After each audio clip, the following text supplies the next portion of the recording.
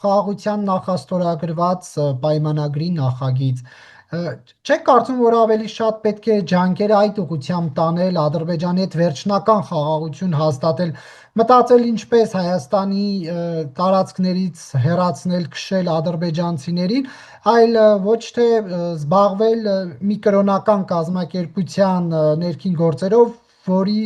լիազորությունը չունեն։ Այսինքն վարչապետը ինչ անում է, առավոտյան գրառումը կաթողիկոսի մասին է, կեսօրի գրառումը կաթողիկոսի մասին է, երեկոյան գրառումն ու հանդիպումները կաթողիկոսի մասին են։ Էլ ժամանակ մնում է Հայաստանի անվտանգության խնդիրներով զբաղվելու։ Այսինքն շարունակելով ձեր հարցը, ինչ վարչապետը մենակ զբաղված է օրական 3 հատ գրառում անելով ուրիշ բանով զբաղված չի։ Ես չեմ կարծում գրառումների, եթե համարենք գրառումը մեկնարկեց, գրառումների արանքում էլի բաներ է անում։ Իսկ այն խնդիրը, որը դուք եք ասում, դա կենսական կարևորություն ունի Հայաստանի համար, եւ այո, Հայաստանը պետք է ջանք ու եռանդ չխնայի Ադրբեջանին բեկելու այն դիրքորոշումը,